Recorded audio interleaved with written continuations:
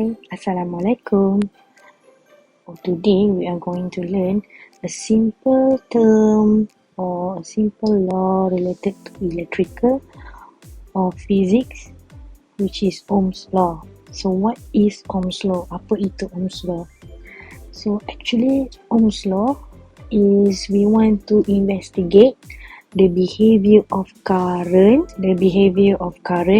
when we change the value of voltage or we change the value of resistance. So by definition, Ohm's law is actually current is directly proportional to voltage and inversely proportional to resistance. So I repeat, Ohm's law is related to behavior of current, or we're going to investigate the value of current when we change voltage or we change resistance. So based on this definition, we put it in terms of equation, which is I equals to V divided by R.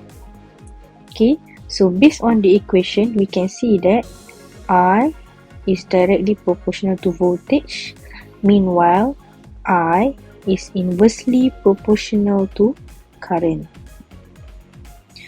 Okay, when we zoom in to the equation, we can see that when there is a voltage increase, same goes to the value of current. When there's a voltage value decrease, what happened to the current? The current also decrease. So that is the relationship between current and voltage, which is, we mentioned it, directly proportional. So now, the relationship of current with resistance. So we can see here, the behavior is inversely proportional. So inversely proportional meaning when we have increased value of current, when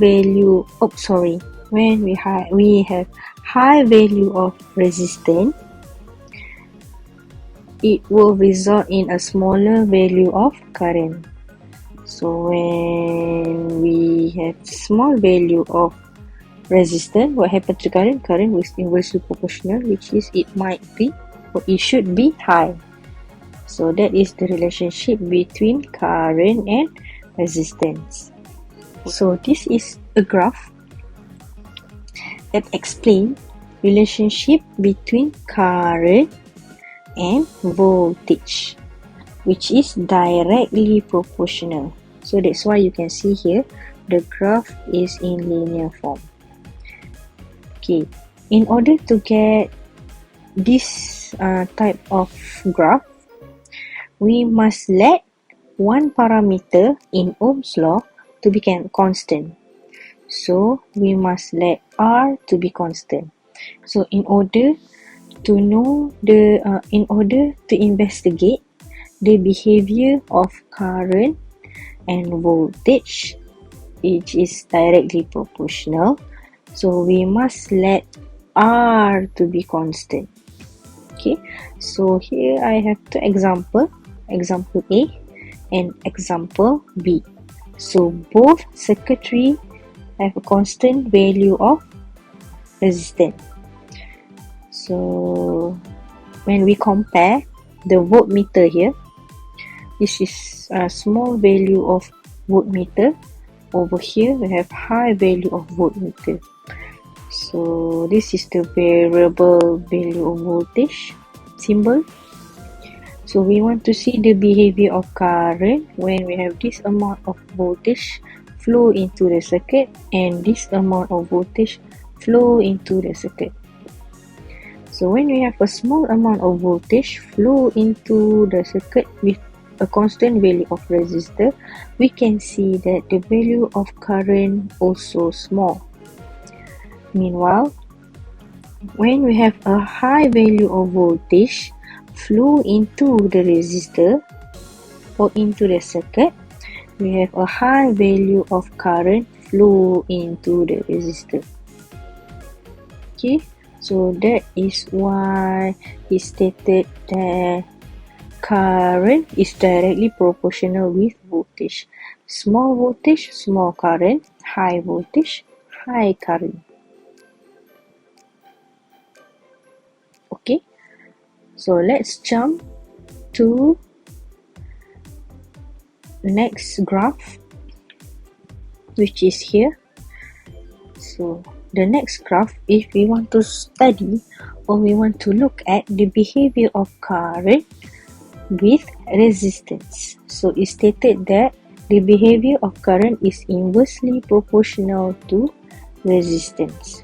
So in order to get this type of curve, we must let one variable, which is voltage, to be constant.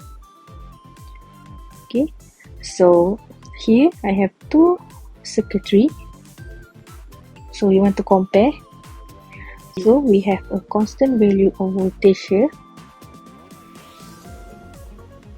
and a variable value of resistance, which is the first circuitry consists of 10 ohm, the second circuitry consists of 20 ohm.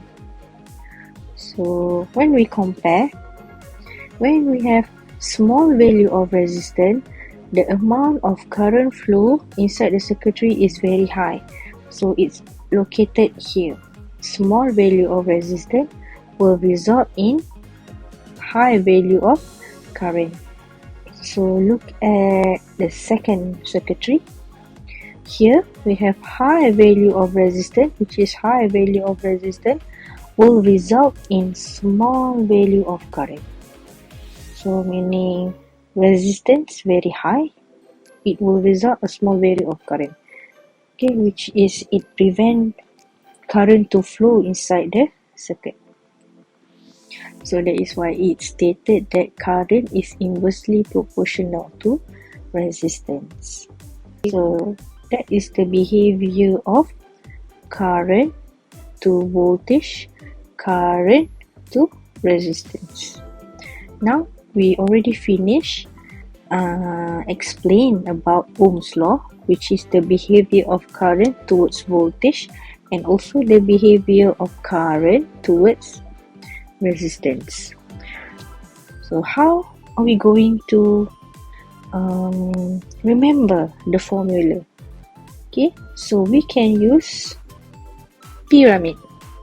So this is Ohm's law pyramid, consists of voltage, current and resistance. So there are three parts: part 1, part 2 and part 3. Part 1 only can be used if not given voltage. So let's say inside your question they didn't give you the value of voltage. So what are you going to do is you close the V here, so it will result in I multiplied by R. So that's why voltage is the one that you're going to find, which is not mentioned, the value is not mentioned in the question. So you need to multiply current with resistance. So for part 2, only can be used if not given current or the value of current that you're going to calculate. So you close the I and it will result with voltage divided by resistance. So this is the formula used to calculate current, or the one that didn't give in the question. So the last part, if not given value of resistance, or resistance is the one that you're going to calculate, they only give you the information of voltage and current. So what is the formula? So you close the area of R, so it will left with V divided by I. So that is how you use the Ohm's law pyramid. So that is the end of Ohm's law. So thank you. Assalamualaikum.